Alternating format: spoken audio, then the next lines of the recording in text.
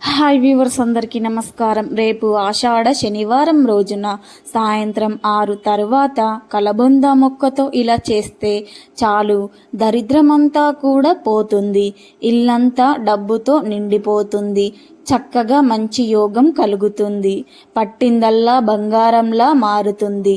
కాబట్టి కలబొంద మొక్కతో ఈ పరిహారం చేయండి. కలబొంద మొక్క చాలా శక్తివంతమైనది. సమస్త దేవతలకు కలబొంద మొక్కలు కొలువై ఉంటారు. కలబొంద మొక్కను ఎవరైతే ఇంటి ముందు పెంచుతారో వారి ఇంట్లోకి నెగిటివ్ ఎనర్జీ, దోషాలు రావు, వారి ఇంటికి దృష్టి తగలదు, తక్కువగా ధన సమస్యలు వస్తాయి, సంపాదించిన ధనం నిలుస్తుంది. కాబట్టి అందరూ ఇంటి ముందు కలబొంద మొక్కను పెంచుకోండి.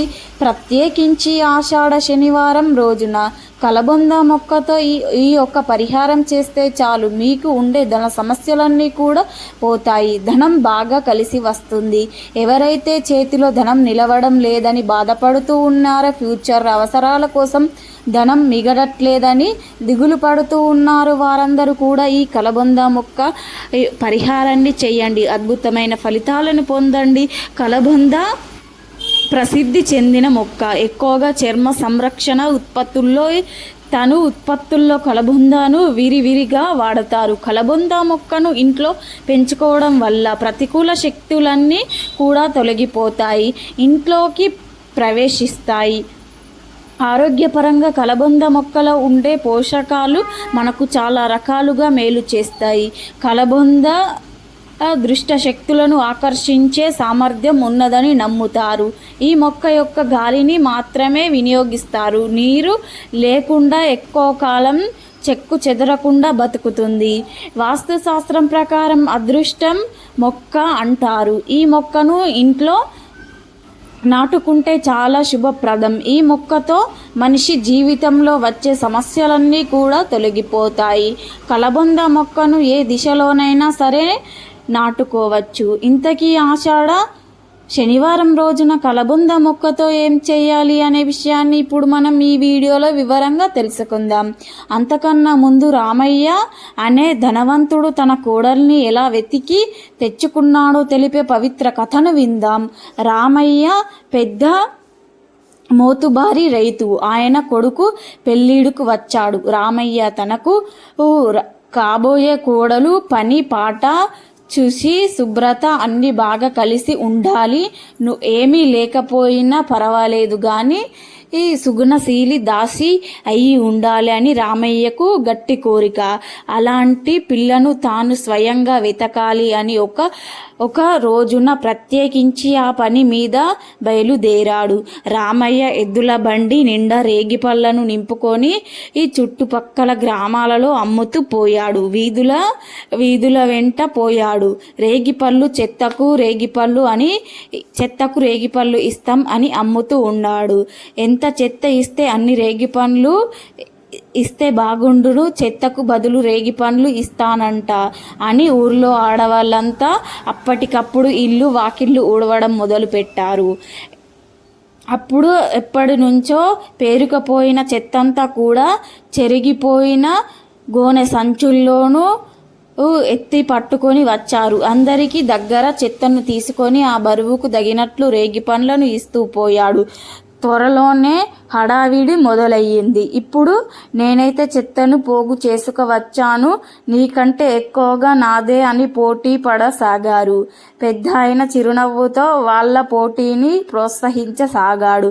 కాస్త చెత్తను పట్టుకొని వచ్చింది. అక్కడున్న అమ్మలక్కలు అంతా చాటున చూసి ఎగతాళి చేశారు. అప్పుడు రామయ్య, ఏంటి తల్లి ఇంత తక్కువగా చెత్తను తీసుకువచ్చావు, ఇంకాస్త చెత్తకు ఎన్ని రేగిపండ్లు ఇవ్వమంటావు? రామయ్య ఆ కాస్త చెత్త తీసుకుంటూ, అయ్యో ఏదో రేగిపళ్ళ మీద మోజు పడి తెచ్చాను, కానీ ఇది కూడా మా ఇంటిది కాదయ్యా, మా ఇంట్లో అసలు చెత్తనే లేదు, మా పక్క వాళ్ళ ఇంటి ముందు దొరికింది ఇది. ఆ అమ్మాయి సిగ్గుపడుతూ తన ఉద్దేశం నెరవేరినందుకు తనలో తాను సంతోషపడింది. రామయ్య రేగిపళ్ళు ఇస్తూ ఆ సాకుతో ఆ అమ్మాయి తో పాటు వాళ్ళ ఇంటికి కూడా చూడసాగాడు. నిజంగానే ఇల్లు అద్దంతో మెరిసిపోతుంది. పొదుపు, శుభ్రత రెండు ఉన్న ఈ అమ్మాయిని త్వరలోనే రామయ్య ఇంటికి కోడలయ్యింది.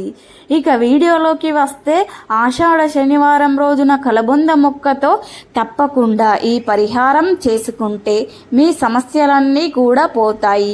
చాలామంది ఎంతో కష్టపడుతూ ఉంటారు, కానీ ఎంత కష్టపడినా ఫలితం అనేది రాదు. ఎప్పుడు కష్టాల్లోనే కొట్టుమిట్టాడుతూ ఉంటారు. ధన సమస్యలు పోవాలని కోరుకునేవారు, డబ్బు, పేరు, ప్రతిష్టలు, ధన ధాన్యాలు, అష్టైశ్వర్యాలు సిద్ధించాలని కోరుకునే వారందరూ కూడా ఈ శనివారం రోజున సాయంత్రం చక్కగా 6 దాటిన తరువాత ఒక చిన్న కలబంద మొక్కను తీసుకోండి. మీరు ఇంటిలో పెంచుకునే మొక్క నుండి చిన్న మొక్కను విరిచి తెచ్చుకోవచ్చు, లేదా వేరే కలబంద మొక్క నుంచి విరిచి తెచ్చుకోవచ్చు. ఎలాగోలా ఒక కలబంద కొమ్మను తెచ్చుకోండి. ఆ తర్వాత ఈ కలబంద కొమ్మకు చక్కగా కుంకుమ బొట్లు పెట్టండి వరుసగా. ఆ తర్వాత ఒక ఎరుపు రంగు వస్త్రాన్ని తీసుకోండి. ఈ ఎరుపు రంగు వస్త్రంలో కలబంద మొక్కను పెట్టి ఈ పసుపు రంగులో ఉండే నిమ్మకాయను తీసుకోండి.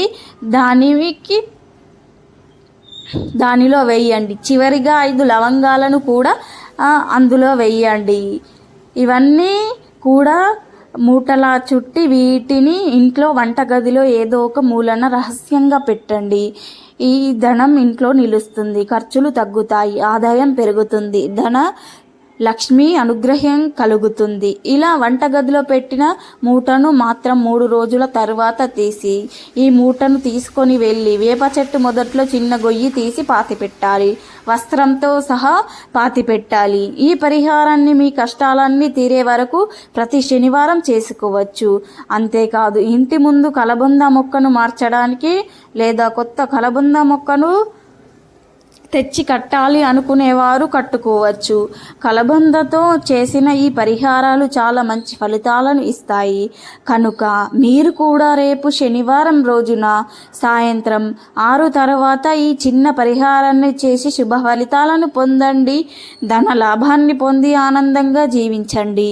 మా వీడియో నచ్చితే లైక్ చేయండి, షేర్ చేయండి, అలాగే మా ఛానల్ని సబ్స్క్రైబ్ చేసుకోండి. మీ అందరికీ ధన్యవాదములు.